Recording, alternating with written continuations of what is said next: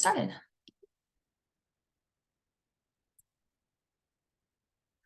So we're here again for the part 1 of the National Flood Insurance Program training. And I have divided this class into goals per each day. So today we are going to obtain an overview of what the National Flood Insurance Program is. And then we're going to look at what flood insurance rate maps are. Then we're going to talk about the floodplain management ordinance. And then we're going to begin to get an overview of permitting and construction requirements as a participant in the National Flood Insurance Program. So that'll be for today. And then part 2 is tomorrow at the same time at 9 a.m. And we are going to continue with talking about floodplain permitting requirements. And then we're going to move into more post-flood responsibilities and look at substantial damage and then substantial improvement. And then we will also be looking at dealing with violations, and then, a little bit about what happens during a floodplain audit. I did want to mention before I get too far into this that part 2 has a separate registration link, so it won't be the same link that you're using today. So just make sure that you're aware of that and that you've registered for both parts. All right, so a little bit further breakdown for today, the National Flood Insurance Program. We will look at the history of that. We'll go over some of the common terms used and talk about floodplain mapping, the flood insurance rate map. We'll look at base flood elevations, letters of map change, and we'll take a break. And then after that, we will go into the floodplain permitting requirements, look at the elevation certificate and construction requirements. So that's the agenda for today. And so we'll get started with the background on the National Flood Insurance Program. So the National Flood Insurance Program, I like to think of it, and it's been described as a 4 legs of the NFIP stool. The main goals of the program are, of course, to reduce future flood damage and protect property owners. So one of the main components of the National Flood Insurance Program is through providing that flood insurance for protection against flood damages. Another component of it, which a lot of my background is in the floodplain mapping itself. And then there's also floodplain management, which is enforcing your ordinance, and then learning the rules of that, just knowing how to build wisely in those flood risk areas helps mitigate future flood losses. And then there also is the mitigation component of this. There are a number of mitigation grants associated with this program as well. We're not going to get into those a lot today, but just know that they are out there. And each one of these components can really be like a full-time job. There's full-time people on all of these different aspects. And so my goal today is to at least, or for this class, is to at least give you an overview of what the main components are and what goes into each of these. So we're going to go back to 1965 to completely understand where the National Flood Insurance Program came from. There was a hurricane then, Hurricane Betsy. It was called $1 Billion Betsy because it was one of the first, or was the first hurricane that caused $1 billion of damage. And so they called it, $1 Billion Betsy. This event led private insurers to lobby Congress to get into the flood insurance business because private insurance was realizing this was a bad business because of how many flood insurance claims there were. So they lobbied Congress to get into that business. As a result of Hurricane Betsy, USAIS, they did build a levee system for New Orleans that was designed to resist a Category 3 hurricane. And that did work until Hurricane Katrina hit back in 2005. So after Betsy, the National Flood Insurance Act of 1968 was passed, and this established the National Flood Insurance Program. This provided the federally subsidized flood insurance that was made available to communities that voluntarily enacted land use and control measures. Prior to this act, the sole relief available to flood victims was through special disaster loans, and that often had to be repaid, and they often didn't cover the amount of damages that were being incurred from flood disasters. We had another hurricane hit in 1972, Hurricane Agnes. Thousands of structures were damaged and destroyed. The main areas hit were in New Jersey and Pennsylvania. There was 43,000 hit there, and then only 13 structures at this time were insured. So that was less than 1% of the insurable damage that was covered. And this storm, or this hurricane, did $2 to $3 billion of damages and had a number of fatalities you can see there. And so what this did is it prompted a change in the program at that time, because there weren't that many people utilizing the National Flood Insurance Program at that time. So what happened in 1973 is they passed the Flood Disaster Protection Act. And this act made it mandatory for homeowners in high-risk flood zones, which is called the Special Flood Hazard Area, with those federally backed mortgages to purchase flood insurance. So that's how that all kind of came about. Just wanted to give you a little bit of background on the program. And then FEMA, the Federal Emergency Management Agency, was created in 1979, and it kind of consolidated a lot of those disaster relief type programs into one agency. So the way it works is that it's a Write Your Own program that began in 1983. It's basically a cooperative undertaking between the private insurance industry and FEMA. There are approximately 50 companies that participate in the program and sell the flood insurance policies in their own names. So basically, the private insurance provides it, the private industry provides the insurance, but FEMA is basically writing the check for that. There is a website. We get this question a lot of where people can go to get flood insurance. There's a website that lists all those Write Your Own companies, and the link is there. I also want to let you know I will be sharing out the slides from the presentation probably tomorrow after the part 2. So you'll have all of these links available. So what we do at KDA, we have a partnership with FEMA. And again, FEMA's mission is helping people before, during, and after disasters. So our floodplain team has 2 grants, or we manage 2 grants with FEMA. The first one is the Cooperating Technical Partners Grant. This funds the majority of the floodplain mapping work across the state of Kansas, and we also have some mitigation technical assistance that we fund through this program as well. And then we have the Community Assistance Program, or CAP grant, and this is what supports trainings like this. It supports education for the NFIP rules. We also do audits of communities and those sorts of things. And then KDEM is also a component of all of this. They do administer those hazard mitigation grants that FEMA offers, and they also respond during a disaster and aid and recovery. So I'm actually the chair of the Kansas Hazard Mitigation Team, so we do work in conjunction with KDEM on a number of different items. So this is us. I just thought I'd share a picture of our team. So Cheyenne's on the far right, then myself, and then we're more on the rules and regulations side of things, and then Joanna and Bill are on the left side of the screen, and they are more on the floodplain mapping side. So one of the most important things I want you to get out of this training is you can always reach out to us if you have any questions. We are very happy to help you. So I wanted to just look at the number of billion-dollar disasters, because as you may know, they've been on the rise. So this chart here compares the number of billion-dollar disasters over 2 different 20-year periods. So the first 20-year period is from 1983 to 2002, and there were $96 billion disasters then. The second 20-year period is 2003 to 2022, and that has jumped to $244 billion disasters. And you can see the figures there. First of all, the first one, there was $543 billion, or sorry, $546.3 billion in disasters in the first 20-year period, and that has jumped to more than $1.95 trillion in the subsequent 20 years. So that's a significant increase in the number of these disasters. And so, just thinking about how this program is tied to the greater picture of disaster events going on in the nation, I think is important. I want to talk about one last hurricane, and Hurricane Harvey hit in Texas back in 2017. This one's a little bit more of a personal story for me because my aunt lives there.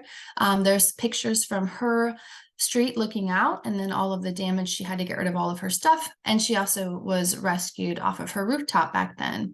And one of the reasons I wanted to mention this specific hurricane is because the maps that they had back then hadn't been updated since 1983. And also Houston wasn't even reflected in the area of the high risk flooding zone. And so luckily for my aunt, she did have flood insurance and was able to recover, but a lot of the people in the area did not. And so one of the limitations of floodplain maps is how old they can be, and also just not depicting all of the risk fully. When we think about, how we can handle disasters and what we can do, we're going to talk about, what your role is and the participation in the National Flood Insurance Program. So again, the National Flood Insurance Program, it is a voluntary program. So community doesn't have to participate, but by participating, they are wanting to obtain these goals of reducing the loss of life and property caused by flooding, reducing rising disaster relief costs, providing that insurance is that short range goal. And then the long range goal is just a wise use of the floodplain and not building at risk in those high risk zones. The benefits of the National Flood Insurance Program, of course, this is, one of the main things is for the flood insurance. And then you also qualify for federal grants or loans for development, qualify for federal disaster assistance for damages caused by a flood, and just in general, the adoption of a floodplain management ordinance leads to smart development against flood risk. So as I mentioned, it is a voluntary, and so basically what a community agrees to do is they agree to adopt and enforce that floodplain management ordinance, and then in exchange for that, flood insurance is made available throughout the community. So for those of you that are brand new to this, I just wanted to share an example. So on the screen here, flood insurance wouldn't be required for this structure because the floodplain is only in the yard. And so it would have to be covering the actual structure that has the federally backed mortgage for the flood insurance requirement to take place. So that would be the case for this property here down in the center of the screen and at the bottom. And so just wanted to give you that introduction to how that works as far as when structures are in the special flood hazard area. So as part of the ordinance, it designates a floodplain administrator. Within that, this person often has many roles. So a lot of times it's a city clerk, an engineer, or a planner. And, so we like to try to go out and do a lot of education because we know that flooding doesn't happen all the time. And we understand that there's a lot of other responsibilities that you guys have. So we like to try to provide trainings, though, to get you on the right track. Participation in the National Flood Insurance Program does require an adoption for a resolution for participating, and then also the completing of the application. One of the best things that you can do, as I mentioned, we like to educate you guys, but the best things you guys can do too is to educate your residents about what it means to reside in the special flood hazard area or that floodplain and the need to obtain permits. So we've actually developed a letter template that can be mailed to residents that describes the types of permits and items that they will need and letting them know that they are in one of those high-risk zones. So we have recently created a NFIP community resources page. The link is there. And again, I will share this presentation so you'll have that. But this includes a number of different useful templates that you can use. From anything dealing with violations to the letter template I just mentioned to notify residents, to the new elevation certificate form, to let's see, I'm trying to think of everything we have up there. There's stuff on the mapping side of things too.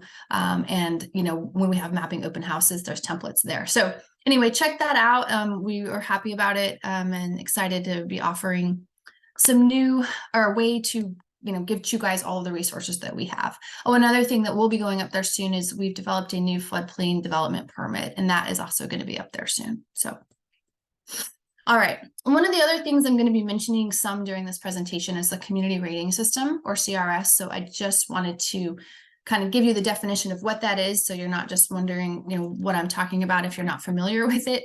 So the community rating system is a voluntary incentive program that FEMA has. And it recognizes that communities for going and having higher standards than the minimum requirements of the program. And so they're given insurance discounts to residents. And basically, you show you have these higher standards, you go above and beyond, and then you're rewarded with insurance discounts within your community. And this map here just shows the number of communities in Kansas that do participate. We have 47, which is great. And so I just wanted to give you a little bit of background information on that, since I may be talking about that during this class. As far as national flood insurance participation in Kansas, we do have a number of communities that do participate. As you can see, they are more concentrated on the eastern side of the state, and that is due to more rainfall there likely being received. And it also follows where we have those flood insurance rate maps as well. So we have also 5,595 flood insurance policies in Kansas. We have over $1 billion in coverage. The premiums are over $4 million. We've had just under 8,000 claims since 1978 and over $109 million in claims paid since 1978. And so that's just a little bit of background information on who participates in Kansas. So I'm going to shift gears a little bit. I don't see any questions in the chat, and thanks, Cheyenne, for sharing that link for the resources page. I'm going to start talking now about floodplain mapping. And so I know I mentioned a lot about, hurricanes and the damages those have caused, but really, riverine flooding can be just as dangerous and deadly. And over the past 30 years, flooding has become more dangerous in the US than any other weather-related problem. And to minimize the damage, we first, of course, have to understand where that risk is. And so we do that through the use of flood insurance rate maps. And I would like to also, like I mentioned, look at things across the nation. And one of the issues, or one of the challenges with the program, is keeping these maps current. This map here shows how 2/3 of the maps out there are greater than 5 years ago from their effective date. And the more red that this map gets, the older that the study is. And so we do still have some maps in Kansas that have studies that are older than 40 years, and we are working to get those updated, but it can be a challenge. And so I just wanted to give you a little bit of an overview there of that status. But the reason that we have floodplain maps is so you can make informed planning decisions and try to avoid any future flood damage in your community. And this map, this flood insurance rate map, does determine where flood insurance is required, as I showed you in that one example. It no longer is used for rating insurance, which we'll talk about a little bit later, but it still determines where it is mandatory to have that requirement. And it also provides those areas, those zones that you have to regulate to for your floodplain management ordinance. I'm going to talk just a little bit about, I'm not going to get into the weeds on floodplain mapping, but I wanted to give you a little bit of background on how it is developed. So floodplain mapping operates off of hydrology, which is how much water, and hydraulics, which is how high will the water get.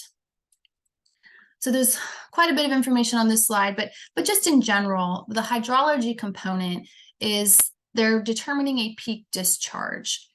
And this can be done using a gauge analysis or regression. And what we're trying to determine is that 1% annual chance flood event. It's often called the 100-year floodplain. We try to get away from that because it can obviously happen more than once every 100 years, but it's still commonly called that. They also do look at other events that listed there, such as the 10%, 4%, 2%, and the 0.2% is that 500-year floodplain. So they use inflow hydrograph, rain on grid within later versions of HEC-RAS, or they use HEC-HMS models for the hydrology component. For hydraulics, we are looking at how high the water gets and where it goes. So the topography, or the basis for this is the LIDAR data. And this determines the water surface elevation for various events. And the 1% annual chance height is often called the base flood elevation. And that's what's used for regulatory purposes. For this, we use HEC-RAS software, and again, that LIDAR topography. And other inputs into the hydraulics would be land use, soil type, and then for detailed studies, we would be looking at surveyed structures such as culverts and bridges. So that's just a little bit of background on how the floodplain maps themselves are created.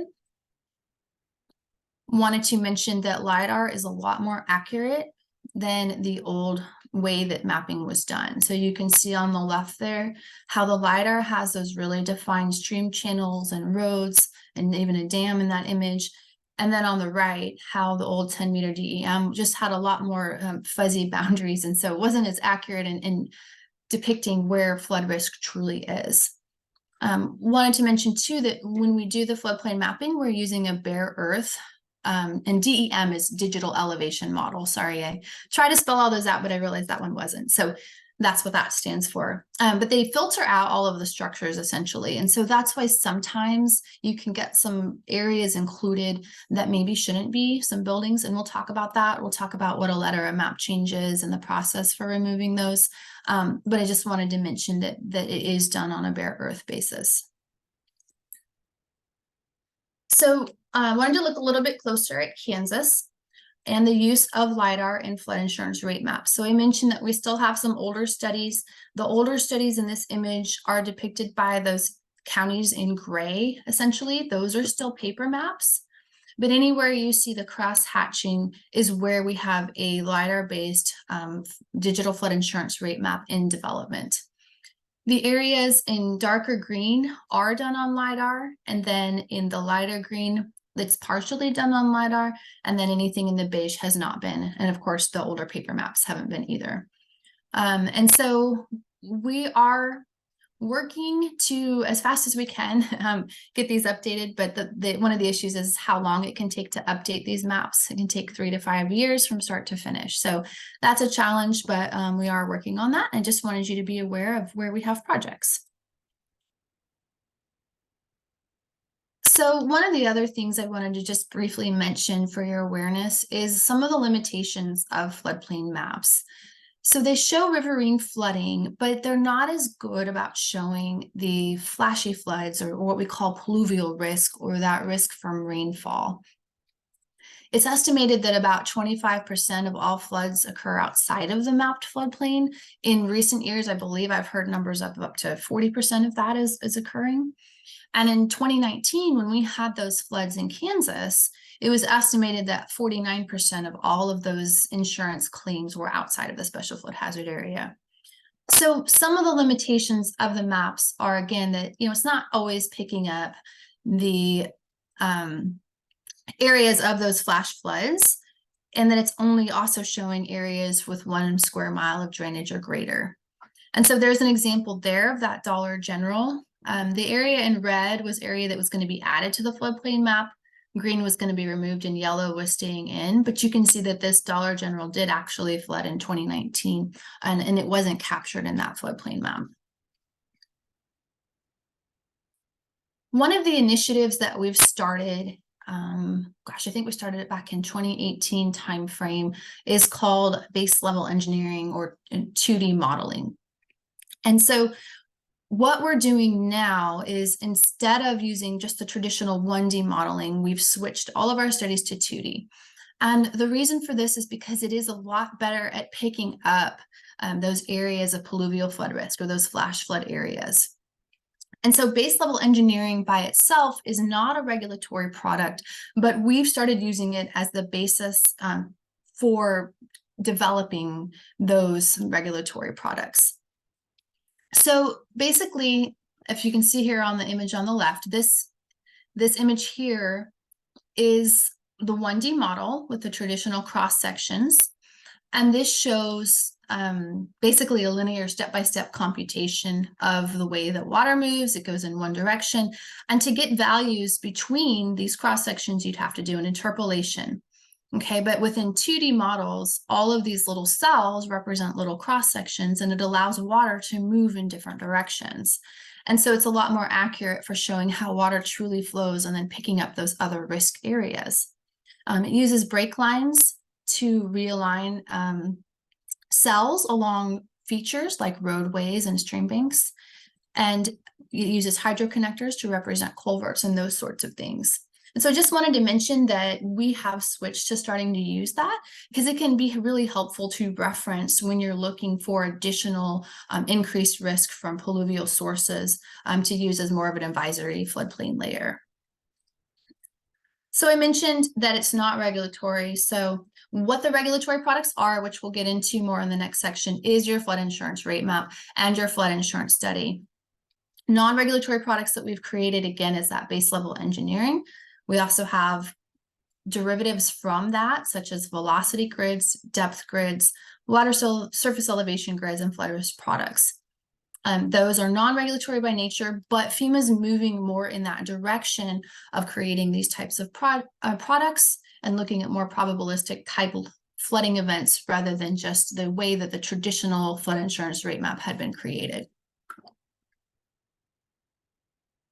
So this map here, I know it's a lot going on with it, but I just wanted to show you another way to look at all the projects that we have going on. So all of the watersheds that are outlined in blue have that base level engineering complete. And so we have all of those models that are available to anybody that would like to use them. We are developing a model download system for those as well, so to make them more accessible for people that would like to use them. And so basically we start off at that watershed level with base level engineering, and then we move forward in the process and enhance the models essentially and go into the in development, which is this pale green color, draft, preliminary, and then LFD is letter of final determination, which that project is nearing the end of the process to beginning new effective maps. Letter of final determination is that 6-month window where communities adopt the new maps into their floodplain management ordinance. So that's just an overview of the projects that we have going on right now across the state. And if there's are there any questions? I guess I should ask. I feel like I'm talking a lot. Are there anybody has?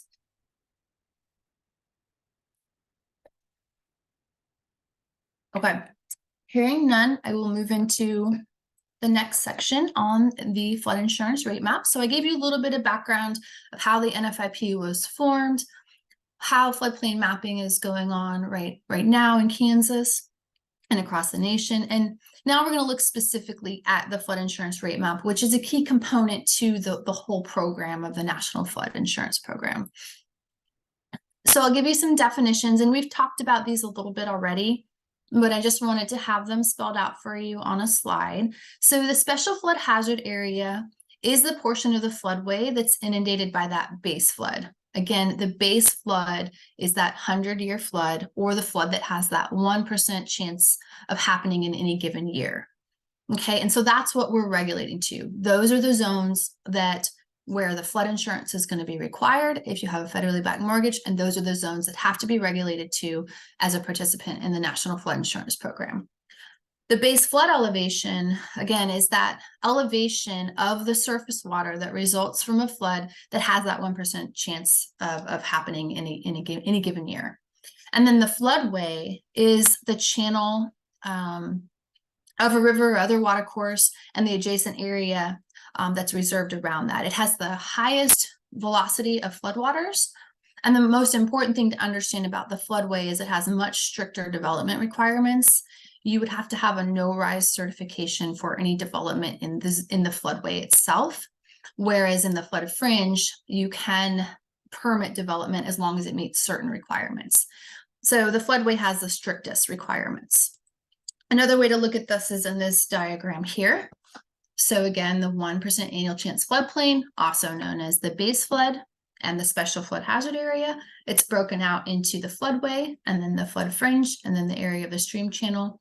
And then the flood level there, also known as the base flood elevation or BFE.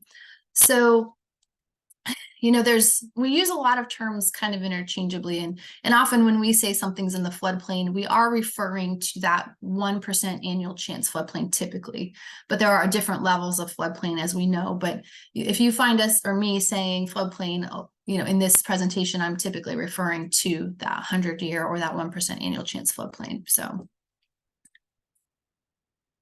within the special flood hazard area, there are different zones. So zone A it's basically the base level study. So the base level engineering is oftentimes enough to perform a zone A level analysis. It doesn't have detailed hydraulic analysis performed. So because of this, FEMA doesn't show these base flood elevations for the zone A's on the flood insurance rate map. However, these are available. We've been providing zone A base flood elevations at the state of Kansas since I've worked here. So at least the last 10 years or so. And so we have a base flood elevation portal where these can be requested, and I'll talk more about that during this training as well. So zone AE is also those areas that are subject to inundation by that 100-year flood, but they use more detailed methods. So they're actually going out and surveying and including the bridges and culverts and those sorts of things, making it a more detailed, more accurate study. And so they do show those flood elevations on the flood insurance rate map, and then in the FIS profile as well, and the floodway data table. Zone AO and AH, these are shallow or sheet flow where average depths are between 1 and 3 feet. And they are derived from a detailed hydraulic analysis as well as the AE zone. Low to moderate risk zones on a flood insurance rate map would be zone B, C, and X. And so the 0.2% chance, or the 500-year flood, is considered a moderate zone for flooding.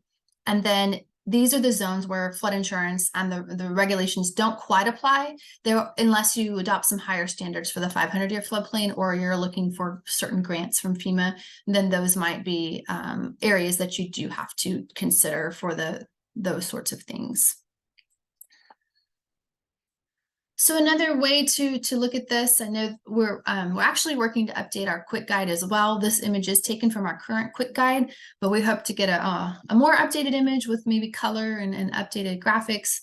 But for now, here's this one. So base flood elevation as shown on a flood insurance rate map.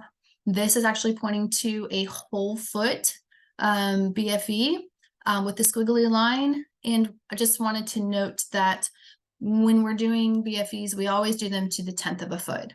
So a caution there, don't ever just grab the whole foot number off of here. That wouldn't be accurate to what we need it to be accurate to.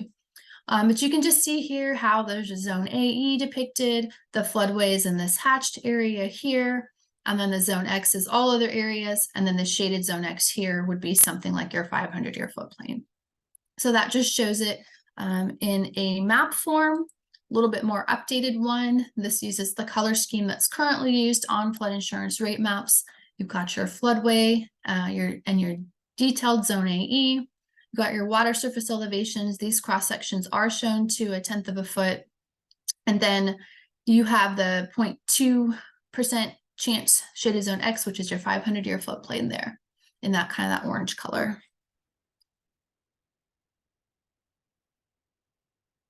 So you might be wondering, where do I obtain this information? Some of you may know, but if you're brand new to this, the FEMA Map Service Center will be your friend, because this is where all of the official information is stored. So there's a link to that. When you go there, you can search for your area.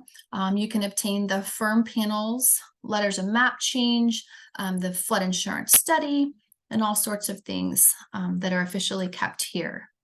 So here's an example I just put in Topeka, Kansas. What comes up would be, I could print a FIRMED, which is a legal document that shows, like if I had a structure and I wanted to show the floodplain in relation to that, I could do that here. And then the map image, I could download a firm panel from here. But one of the main things I use is a show all products. So if you're looking for the floodplain information in your area and you show all products, you can click on that, and then it will take you here.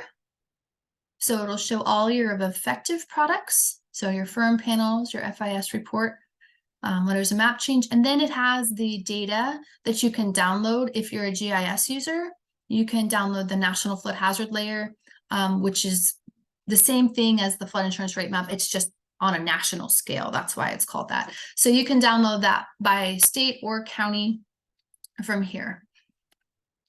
And then if you're a GIS user, we also have some floodplain services that you can connect to. So the KDA one here, you can integrate that into your GIS and pull up the service of that. It's read only, but it would keep you from having to symbolize everything yourself. FEMA also has one that you can connect to as well. And again, if you're not a GIS user, we have made it simpler for you. We have an interactive web map that when you zoom into this, it will start showing the floodplains that you can use. And then FEMA also has an interactive map viewer that you can use as well. And those are easy if you just need to check and see if a property is in the floodplain. The reason you may want to use the GIS files is if you wanted to do any kind of further analysis on the floodplain in relation to structures and those sorts of things. Okay, so I mentioned our current effective floodplain viewer. It will display the current effective firms, and we've also digitized all of the paper maps, so you can find them on here, which is great because I know like on FEMA's site, they don't have the paper maps digitized, but we did do that. So it's an extra layer you click on in the contents tab. If you need help finding that, just let us know if you're one of those communities that still has those paper maps, and we can help you with that. We include cross sections, BFE lines, letter of map revision areas. It includes a draw and measurement tool that can help with calculating base flood elevations. And it has a print function as well where you can export a map. So as a little bit of a highlight of things to come, essentially, the significance of the base flood elevation, I just wanted to describe that a little bit better so that you get a feel for what that's important for. So when we look at this top image, new construction, if here's our base flood elevation, this first one we can see is either going to be prior to when there was a flood insurance rate map, right? Or it's a violation because it's built below the base flood elevation. FEMA standard has things built at base flood elevation, but it would be a violation in Kansas because Kansas has a 1 foot above rule for that lowest floor. And so that's what's depicted here, is how you would have the structure's lowest floor built above that base flood elevation. I know this is a simplistic drawing, but I just wanted you to start thinking about how base flood elevations are used and how they're important in understanding the National Flood Insurance Program. The second example here is for a letter of map amendment. And we'll talk about that again a little bit later today, but that's essentially a document that would remove a structure from the floodplain, and the lowest adjacent grade would have to be at or above that base flood elevation. So here, this example on the left, these both have lowest adjacent grades above this base flood elevation, so they would qualify for removal. On the right, they would not, because they consider any kind of attached deck supports where the lowest adjacent grade would be, or walkout basements as well. And so these would not qualify for removal from the floodplain. But I just wanted to get you guys thinking about how base flood elevations are used, because the next section will be about calculating a base flood elevation. However, we're going to take a break, but before we do that, don't go yet, I'm going to bring up our first poll question. And again, if you want credit for this class, I need you to answer this question. So let me launch it. Hopefully you guys can see that. Which of the below products are regulatory floodplain products? So if you want to take a minute, it should let you pick more than one, hopefully, if I set it up right.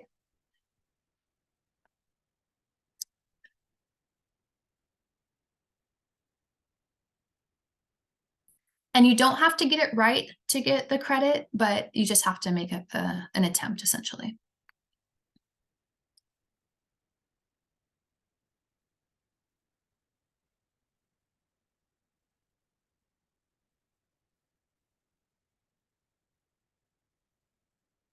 See, answers are still coming in, so I'll leave it up a little longer.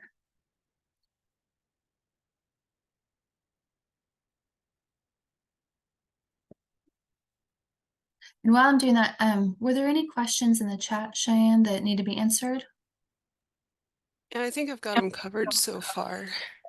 Okay, great.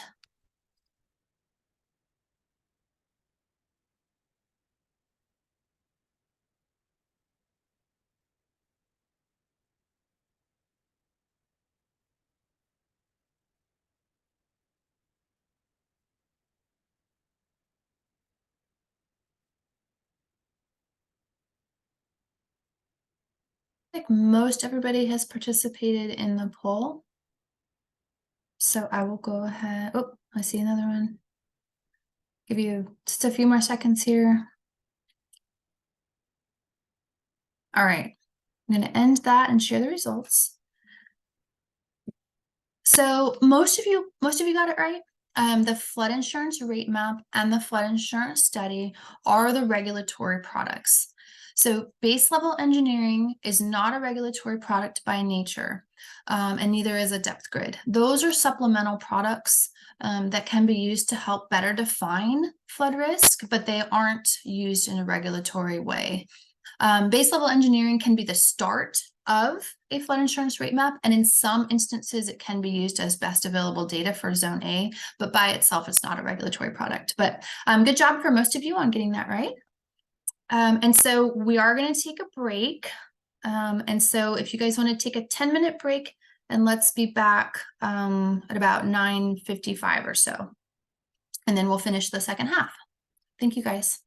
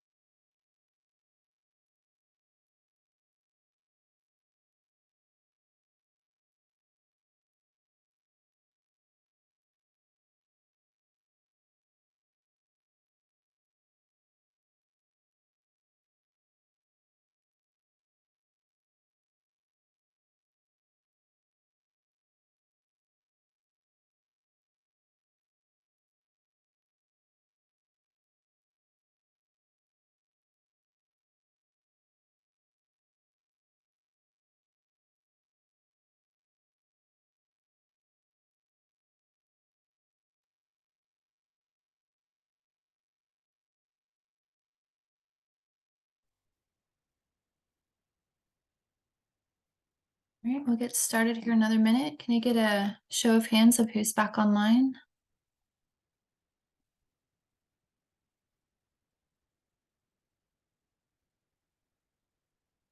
Hands going up, thank you.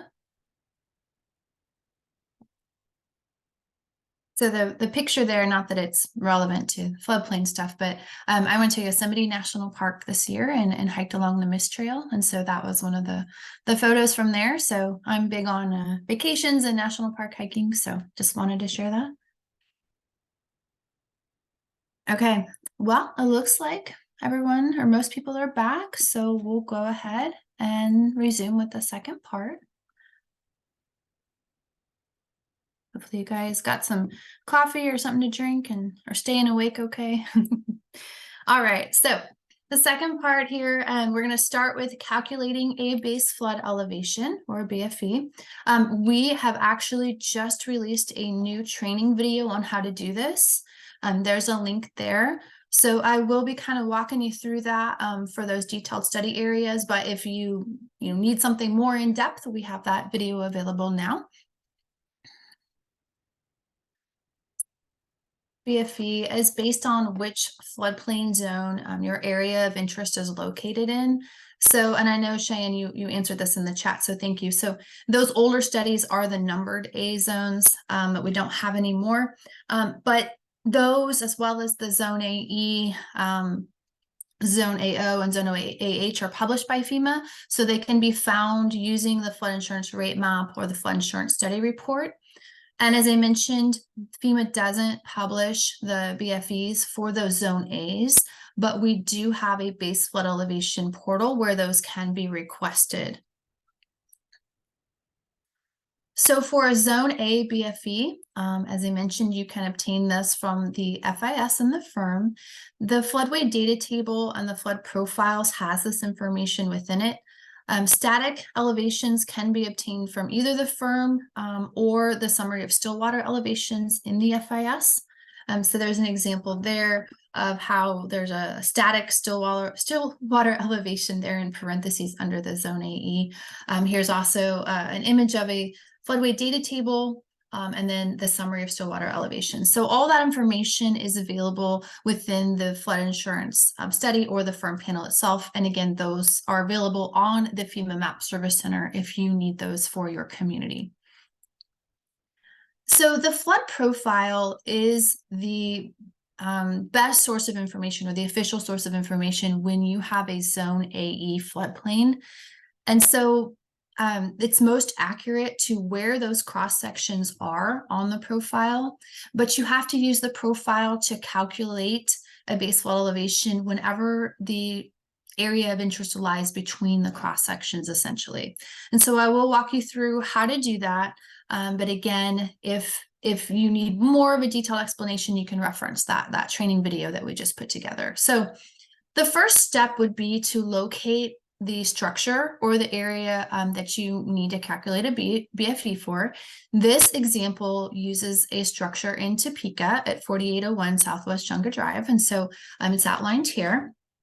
The next step would be in drawing a line from the upstream portion of the structure, and then you intersect it perpendicularly to the stream line.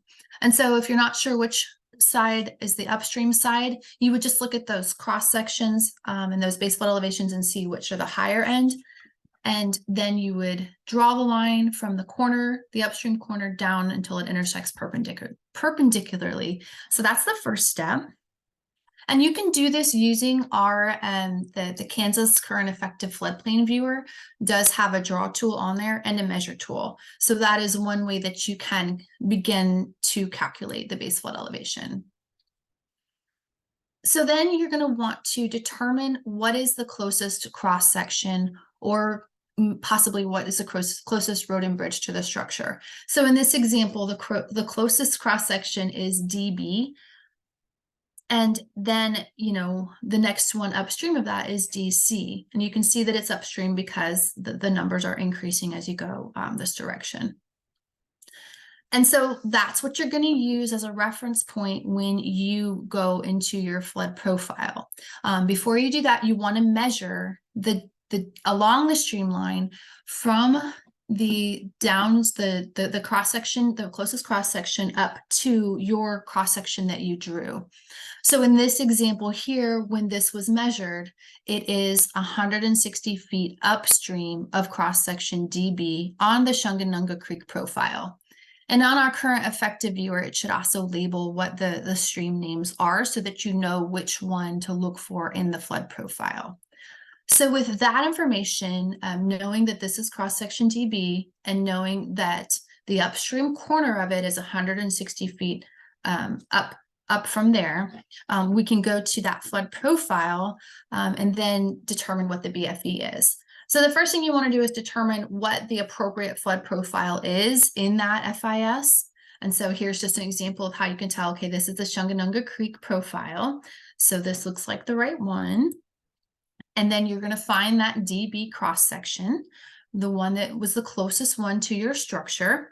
And if you remember, we had measured that it was 160 feet upstream of that and closer to cross section DC. So we are going to then use these little grids here, the grid here, to measure the 160 feet difference. So, you know, you can see here that each of these boxes there's 10 of them in between these solid or darker lines, and each of these represents 50 feet. So then you can measure to where the 160-foot line is. What you do once you've measured that is you're going to measure up from there.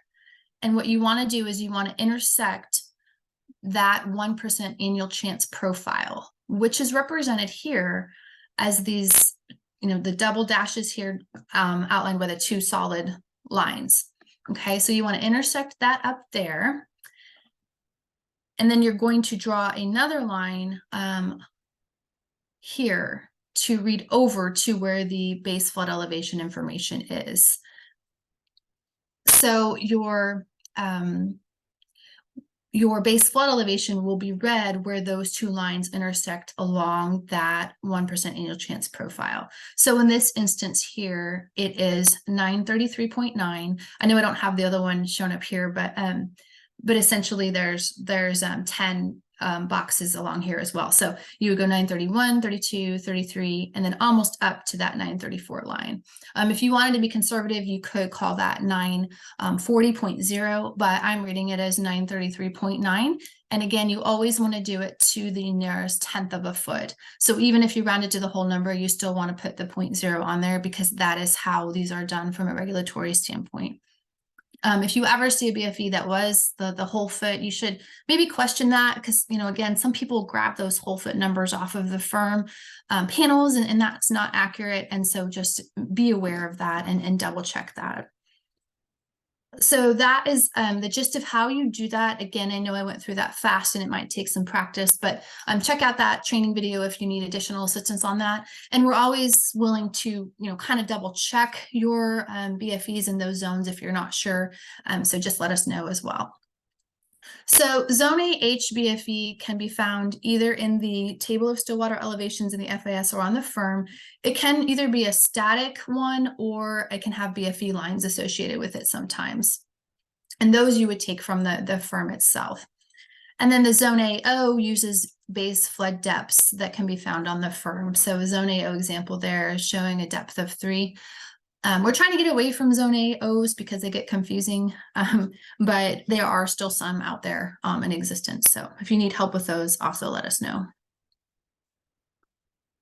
All right, so the Zone A uses more approximate methods. And again, that's where FEMA doesn't show these base flood elevations on the map, but we do have these available. And you're allowed to use best available data for Zone A floodplains. So that base level engineering initiative that we have done is pretty much complete statewide. So we're really happy that we now have base flood elevation information that we can use across the whole state. That wasn't always the case, especially out west. We were lacking in any kind of flood information there. So we're excited about that. We can, you know, again, the BLE is one source. Once we have draft maps as well that can get enhanced a little bit. I will caution that for any new development, we want to use the most restrictive. So even if the BLE is showing a reduction in a zone A floodplain, if there's something new being proposed to be built there, if you come through the base flood elevation portal, we're going to give you a more restrictive number because BLE data is not regulatory and it's draft and subject to change, and we don't want something being built in violation. So that's just one caution to that I wanted to put out there. So I keep mentioning the BFE portal. Here is the site for that. You can register for an account. It will send you a password. Keep that password handy because it doesn't let you customize it. So you have to use the one that it sends you. Another thing that it will do is it has the LiDAR loaded into the system, and it will also give you an approximate lowest adjacent grade from that LiDAR data. It's not survey accurate, but it can give you an idea of if a structure might be eligible for removal from the floodplain. When you draw these, I would like to just give some general advice. Make them as accurate as you can to where you need the information. If we get a large polygon drawn, we're going to give you the base flood elevation from the most upstream edge of whatever that is. And so the more accurate you can make it, the more accurate number we can give you for a base flood elevation. All right, so I've mentioned letters of map change, and I haven't fully explained it all yet, so I wanted to have a section that at least gives you the highlights of what letters of map change are. I also wanted to connect you with some additional trainings. If you need to know more about letters of map change, there are some recorded videos there where you can get more information. Letters of map change is a general term that's used to refer to several types of revisions and amendments to FEMA flood maps. So the basic types would be a LOMA, or letter of map amendment, a letter of map revision based on fill, or a LOMR-F, and then a letter of map revision, or a LOMR. Conditional letters of map revision, or CLOMRs, exist to state whether a project would be removed from the floodplain if it was built as proposed.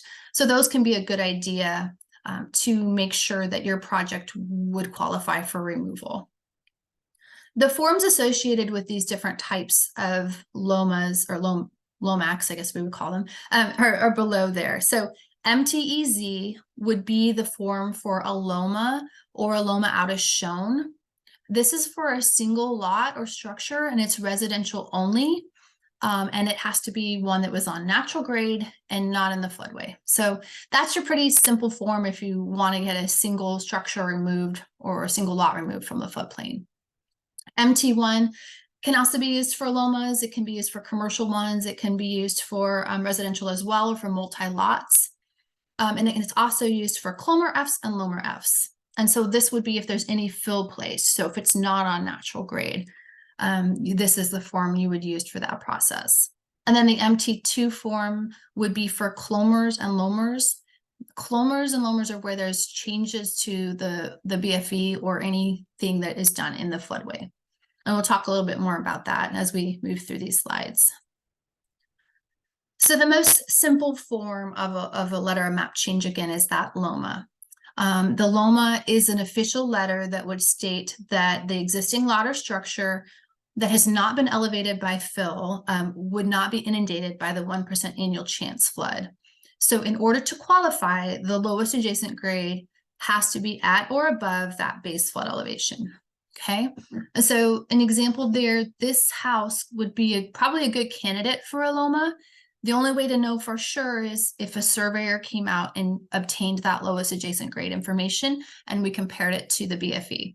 But given that we know that homes are usually built on a level surface and there's just a little bit showing up here, this is more likely a result of that LiDAR filtration process, maybe not getting that smoothed out the way that it should be. So this is probably a good candidate for removal. Again, we're not trying to advocate properties necessarily come out of the floodplain because we want to advocate for insurance because that house is surrounded by floodwaters essentially.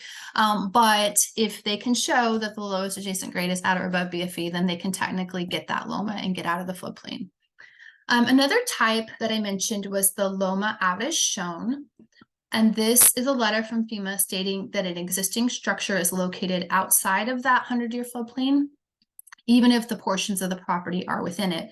So the way that a mortgage company knows if a home is in the floodplain is done by like third-party flood zone determination companies, and they don't always get it right.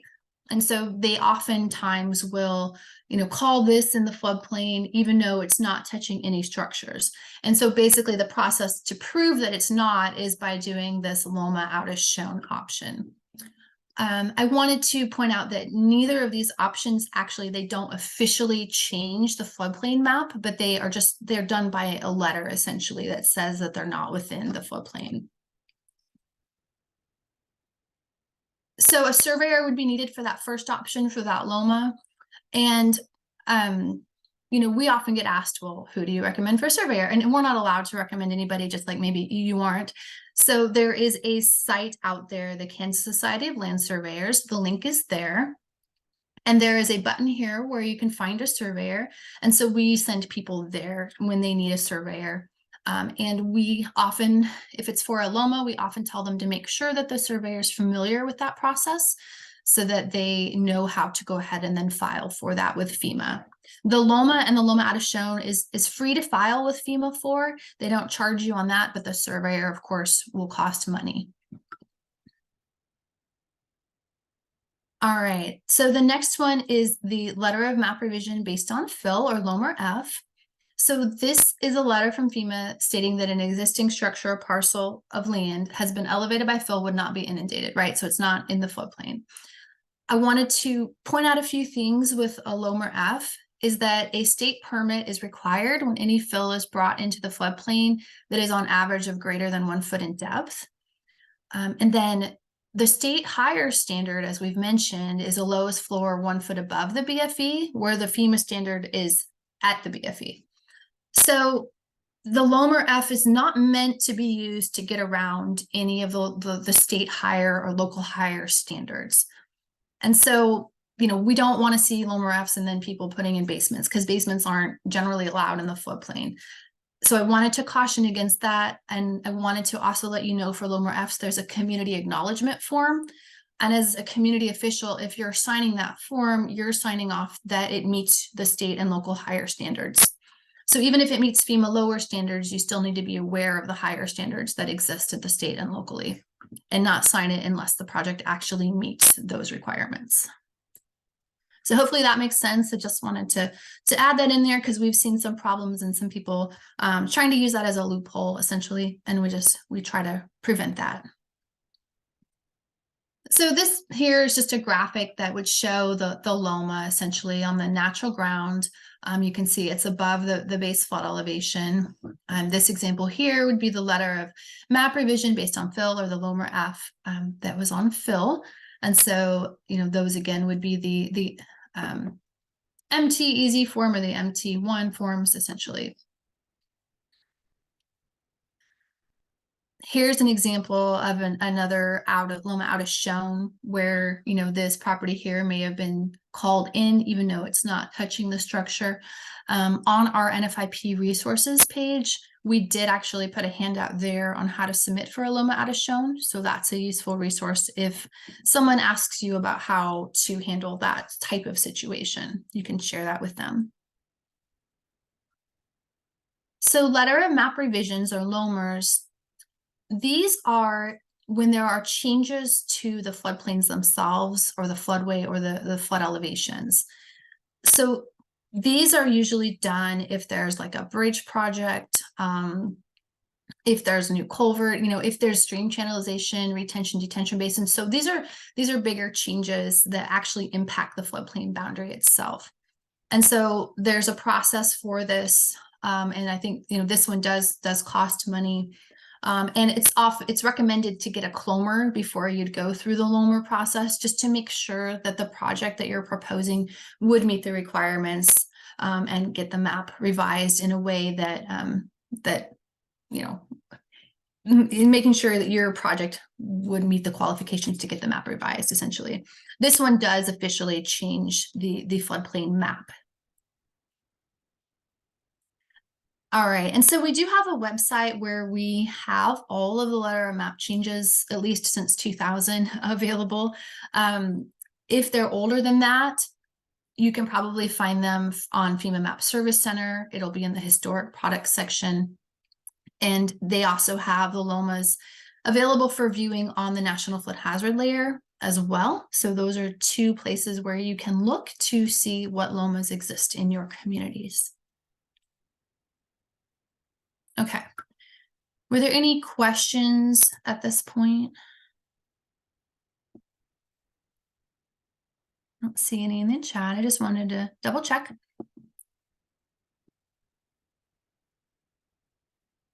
Okay. If there's no questions, then I will move on to the next part.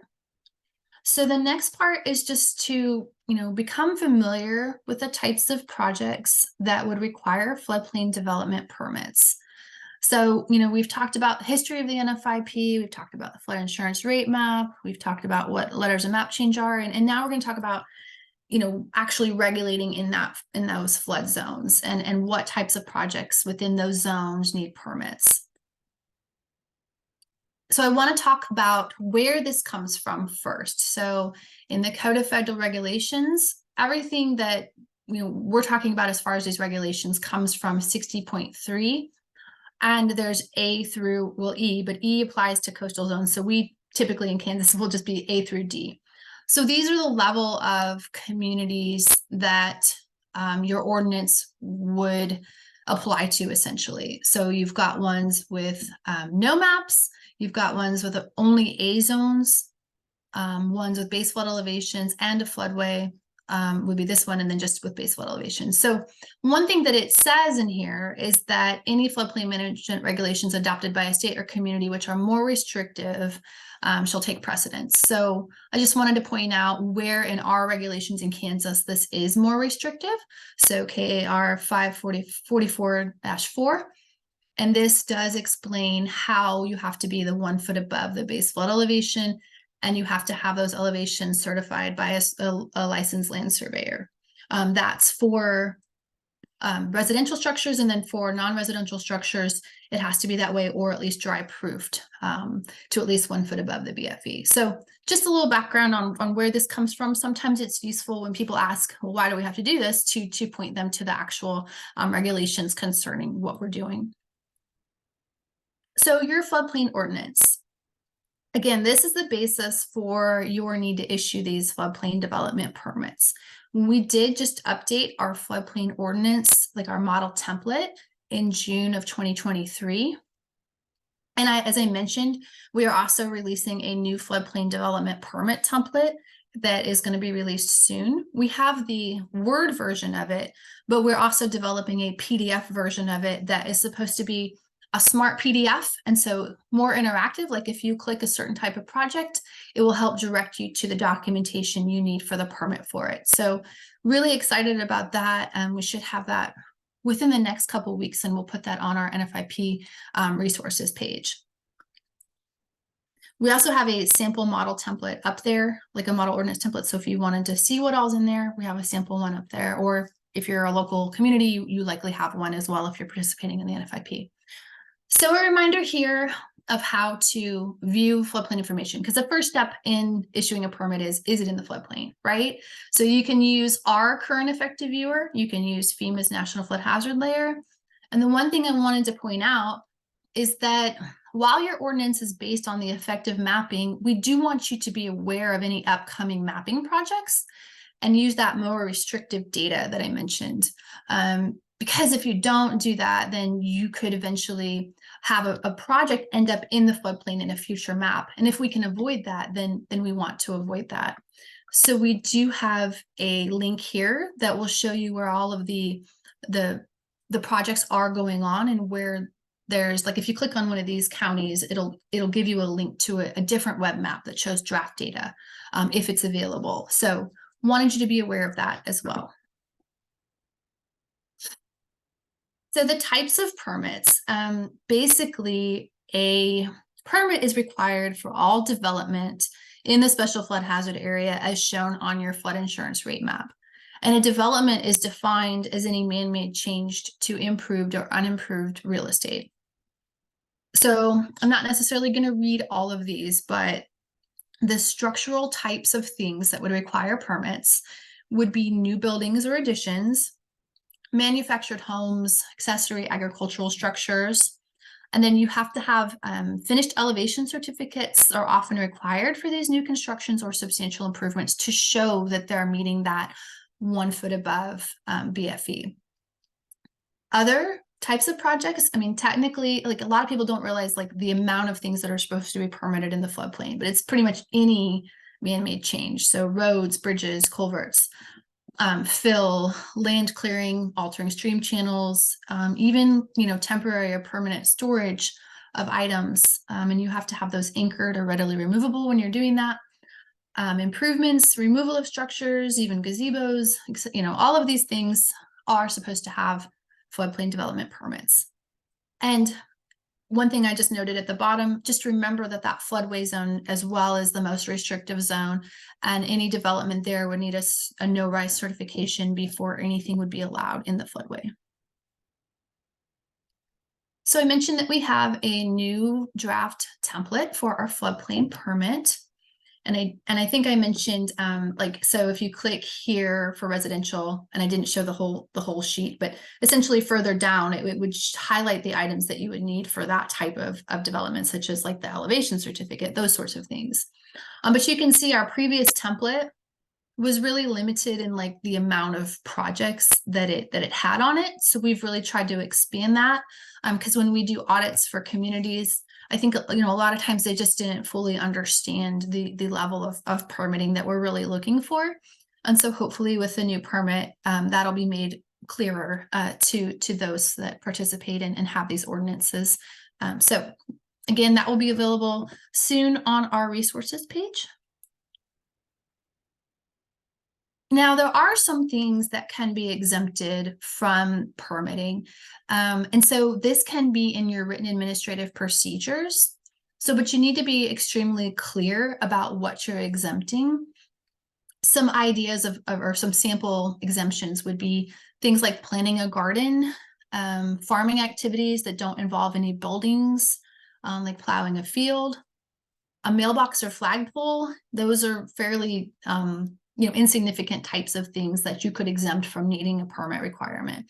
Routine maintenance or a barbed wire farm fence. All of those things could be exempted, but they need to say that within your written administrative procedures. And if we were going to audit you, we'd want you to show us that so that we know that this is something that you're not requiring a permit for.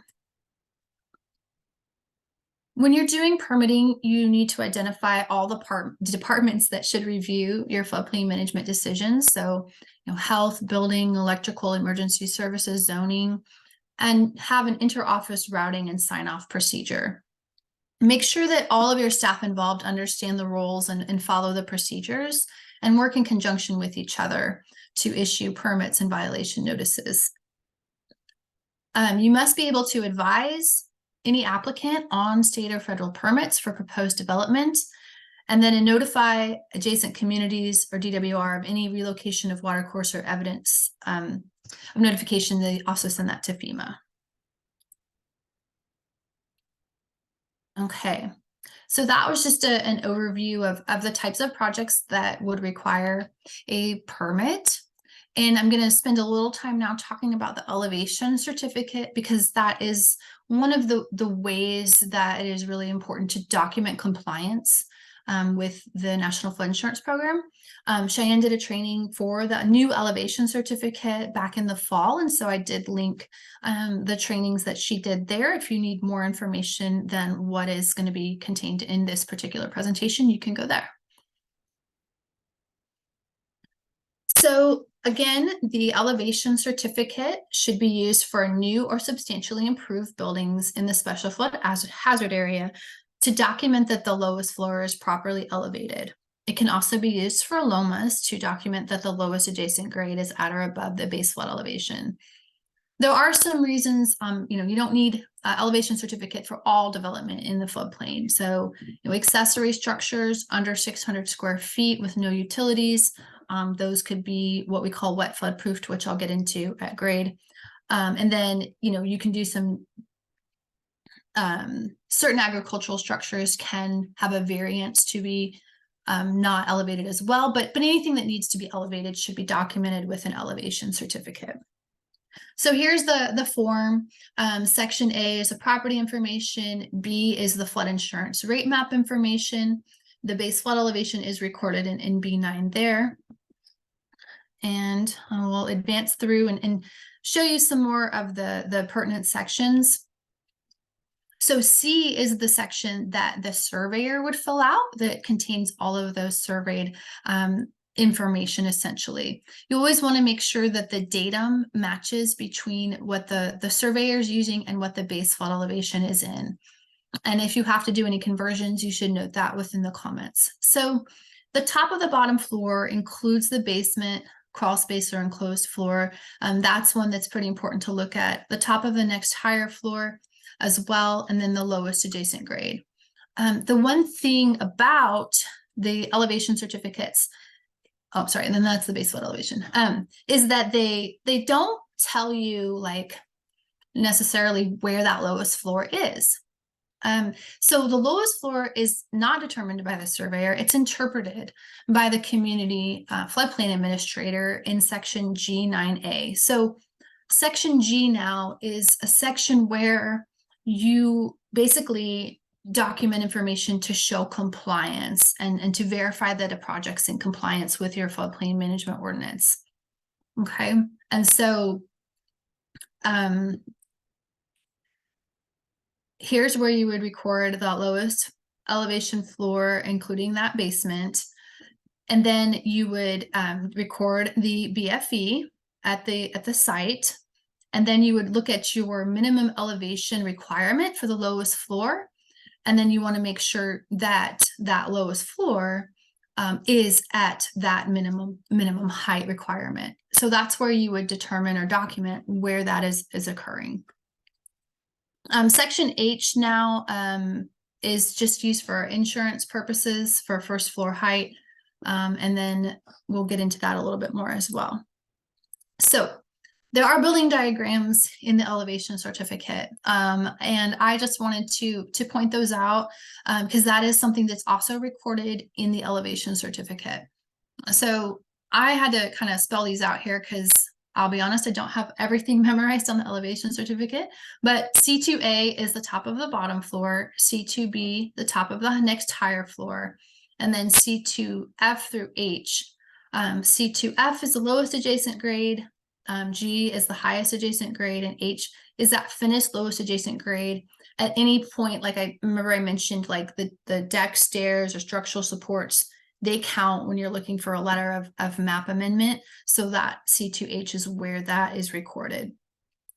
And so when you're thinking about the lowest floor, because you're supposed to have the lowest floor elevated to 1 foot or above the base flood elevation, you have to think about, where is that in each of these types of building diagrams.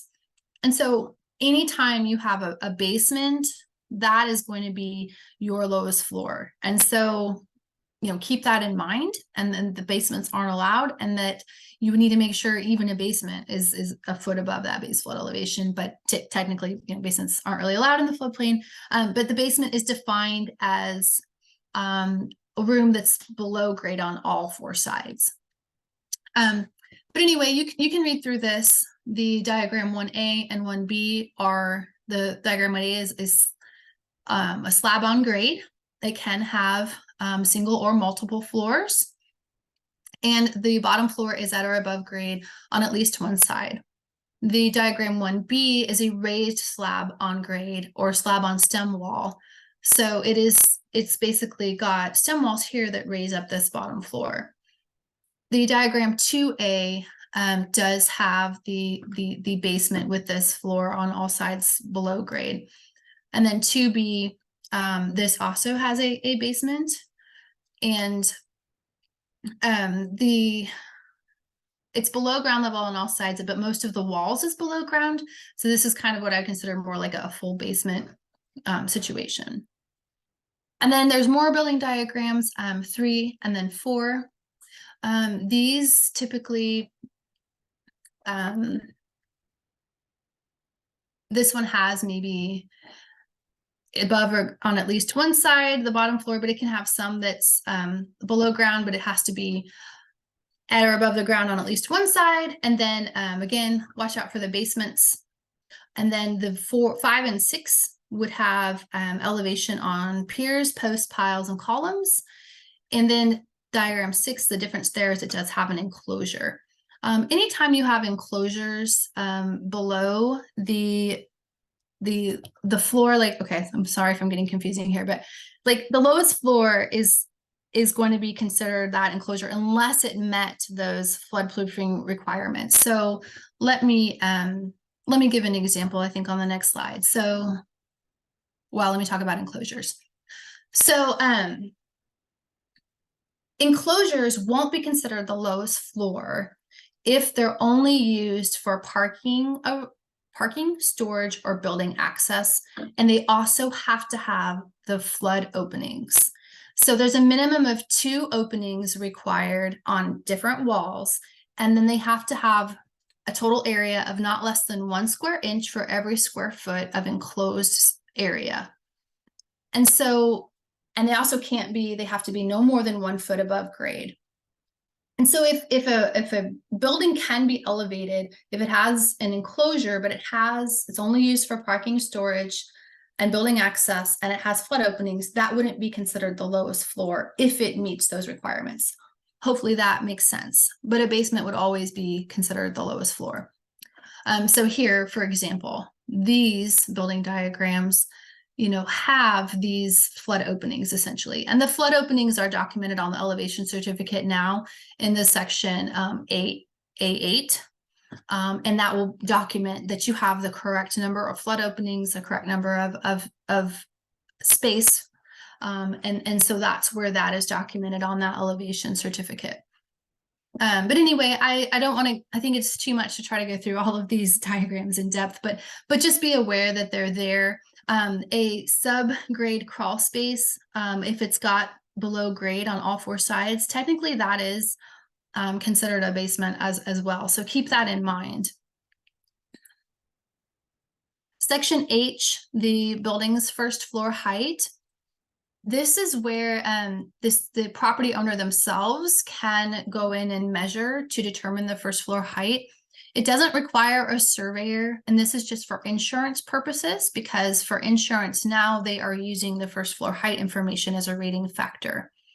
And so for H1A, and H1B, essentially, it's just showing you these different foundation type diagrams for use in section H and where to record that information. And then also where to H2 would be where the machinery and equipment is elevated. And that would be for insurance discounts as well. It'll point to where that needs to occur for there. So if your section C is filled out, though, it will overrule what's listed here in section 8 for the highest floor, or first floor, sorry. And so in section C, if this was filled out, they calculate the first floor height as the top of the next higher floor minus that lowest adjacent grade. So in this example here, you would take the 749.5 minus the 747.5, and that would be the first floor would be at 2 feet above grade. And so that's just a flood insurance rating variable. So I wanted to mention risk rating 2.0. If you are interested in more trainings on that, I have linked a relevant site there. But the prior method for flood insurance used the flood insurance rate map, but it used the base flood elevation, and it used more of the zone information in that and the base flood elevation. The new one doesn't do that so much. It still uses the flood insurance rate map to determine if a property needs to have flood insurance, whether it's in that special flood hazard area or not. But it looks at more things like the distance to the flooding source and flood type, the building occupancy, construction type, foundation type, the first floor height, as I mentioned, the number of floors, and any prior claims. Okay, So I know that was a lot of information, but I just wanted to at least get you somewhat familiar with the elevation certificate and then how it's used to document, elevations and a little bit on how you can determine where that lowest floor is. In the next section here, I'll be talking a little bit about floodplain construction, just to give you an overview of that. So just wanted to reiterate how the floodways need a no-rise certification for any development there, and how it's not allowed unless an engineer did determine the no-rise and provided that statement. We do have, if someone needs to know how to complete a no-rise, on our website, we have created some guidance on how that process is done, and that can be referenced through that link there. So when you look at how to elevate your building, you also need to pay attention to the utilities and make sure that they are also above the flood level. And again, you need to pay attention to flood openings as well to make sure that the water can go in and out. And I may not have explained that well, but the flood openings basically allow for the water to flow through and not build up that hydrostatic pressure that may result from the flood and may collapse the walls. So they're important for equalizing that pressure and allowing the water to move through. All right, and so if you're elevating on fill, you have to have the fill compacted, and it's recommended to be 10 to 15 feet beyond the house. And again, just making sure that your lowest floor is that at least that foot above base flood elevation. And we do have communities that have adopted higher standards than that. So we have some communities that do 2 feet above the base flood elevation. So always consult your floodplain ordinance for your specific rules on that. This is some information here on the compaction of fill. And not necessarily gonna read all of that, but I thought it was an important reference to have in here. And you just want to make sure that it's machine compacted to 95% of the maximum density that's determined by a design professional, and be good, clean soil. So it's, free of large rocks, construction debris, and woody material. And again, fill would almost always typically require that state floodplain permit as well, if it's greater than a foot of depth on average. And just to reiterate, I know I've said it a lot, but just making sure your lowest floor, including that basement, is at least 1 foot above the base flood elevation. Here's a slide that, just says how basements aren't a good idea, and how it's not allowed. And the definition, again, is a basement is any portion of a building that has its subgrade below level on all sides. And here's just showing that hydrostatic pressure that can build up in the event of a flood and collapse those walls. So that is not considered to be a safe thing. There are some communities that are in FEMA's basement floodproofing program. There's not very many of them though, but we do have some that participate in that, and they're allowed to dry floodproof their basement. But in general, it's not allowed. So again, on enclosures below the BFE, so in this instance here, the lowest floor would be considered up here, because the area down here below the lowest floor would be compliant with the regulations, because it has at least 2 flood openings on different sides that are having that 1 square inch per square foot of enclosed space. So a 1,200 square foot building needs 1,200 square inches of net openings. So that's how that works. And so this would actually be considered the lowest floor here and not here, because this isn't used for habitation or anything like that. And that's the thing, a lot of times the lowest floor is determined by use too. I mean, if someone's living there, that would be considered the lowest floor and could be in violation. So, you have to make sure it's not being used for habitation and that it's only being used for parking, storage, and building access. It's important to note as well that all underfloor utilities, including ductwork, must be elevated above the base flood elevation. Just some additional examples here of how you have or how you can elevate like hot water heaters and furnaces on a platform to make sure that they're safe from floodwaters and still having your flood openings, and having your electrical box wired from the ceiling so it's not being subject to any floodwaters. You can also, I think, design utilities to be watertight from flooding, but oftentimes it's better to elevate them above. Another example of a crawl space and how the ductwork should be elevated. And for CRS communities, which I mentioned CRS in the beginning, those are the communities enrolled in that incentive program for flood insurance discounts.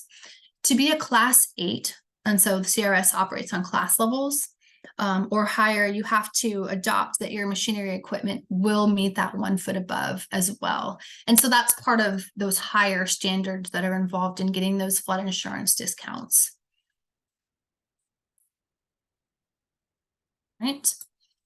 And then utility service outside buildings. Here's just some examples of how we'd like to see this and what's not recommended as far as having that not elevated there. There is a whole guidance document on protecting building utility systems from flood damage that you can see there. It's the P348 bulletin too, and that can be used for additional reference on how to design these systems. Manufactured homes. They also have a guidance document, the FEMA P85, that goes into a lot of details on how to protect manufactured homes from floods. But they, again, would also need to be elevated. They would need to be anchored, and any utilities would also need to be anchored. And there's just some information there from that manual, essentially, on construction criteria for those. Accessory structures.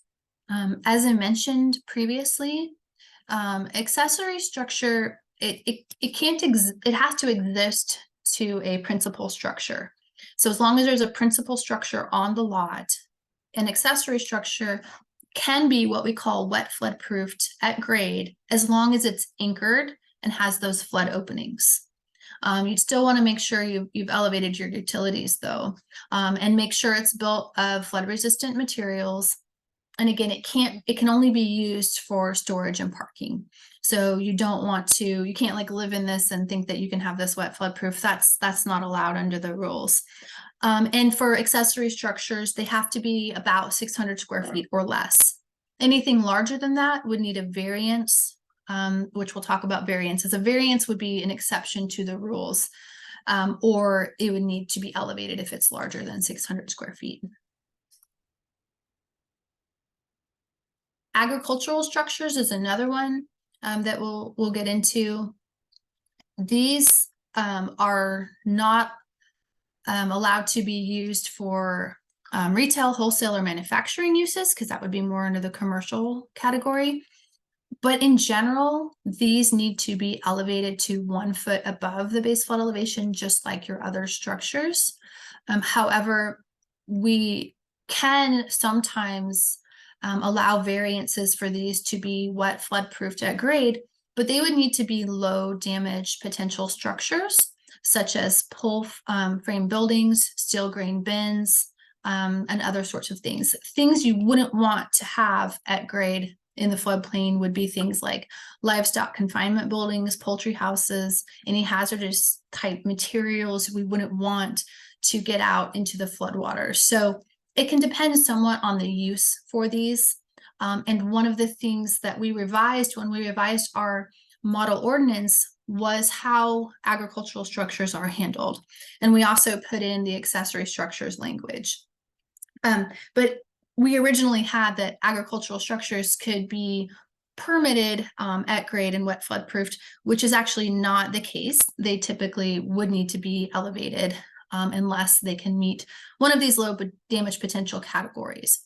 So that is something we'll probably get into a little bit more tomorrow as well.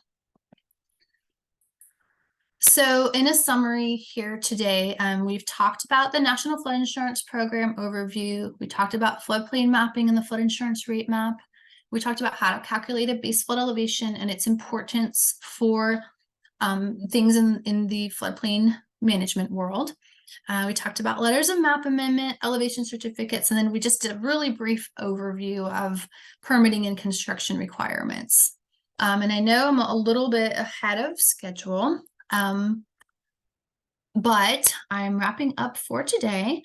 Here's my contact information. I'm Tara Lansrath, and Cheyenne has been on here today answering questions in the chat. And then I keep mentioning state floodplain permits. So Janelle is the contact if you ever have questions on state floodplain permits. There is her information.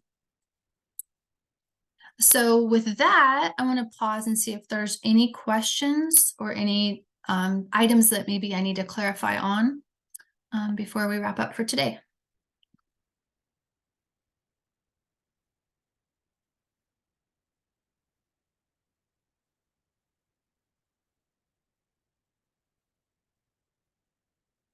Cheyenne, was there anything unanswered in the chat, or did you get to all of that? I think I got to all of it. Sorry, was there another poll question? Yes, I do have, before you guys go, have one final poll question. And let me bring that up. But if you have questions, please feel free to ask. While I bring this up, this one is really simple. So this is just if you would like continuing education credits for this class today. And again, you can get 2 for today and then 2 for tomorrow. They're separate, so you don't have to attend both to get some credits. So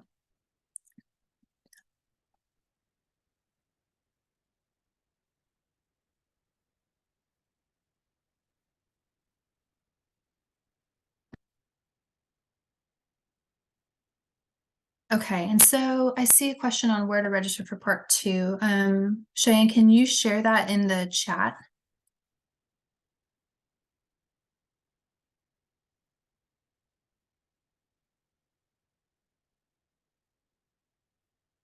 Thank you.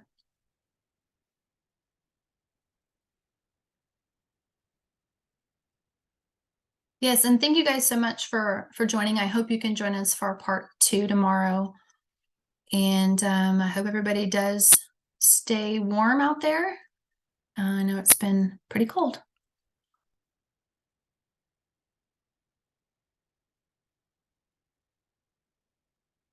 Thank you guys.